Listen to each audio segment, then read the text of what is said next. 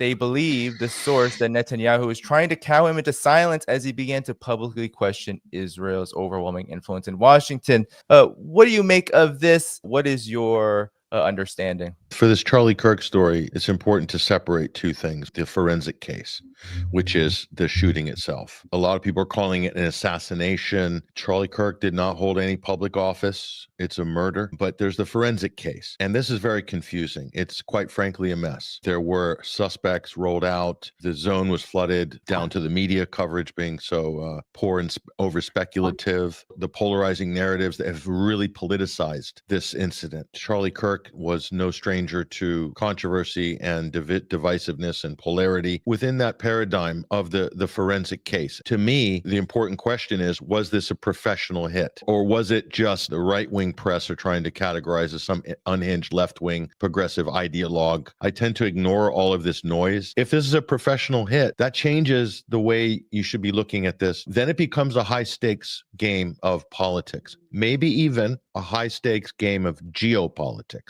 To me, it has all the indications of a professional hit. Who does professional hits? A lot of times this would be state actors. Which state actor currently in the international system has engaged in the most amount of political assassinations in, let's say, the last 5 years? There's only two countries that might fall into that category. Israel's quite open about its political assassinations. The second being the United States. Something to consider. Then there's the circumstantial case. This is about politics. The inference that Charlie Kirk, definitely a committed Zionist, he was wavering on the Israeli issue. Why is that? You saw a number of people break ranks within MAGA. Tucker Carlson, Megyn Kelly, asking questions, maybe approaching the Israel issue a little more objectively. That will certainly raise a lot of eyebrows. If you look at the donor class that have been pumping money into Turning Point USA, Charlie Kirk was not just some obscure podcaster. This is an organization with revenues of upwards of $100 million.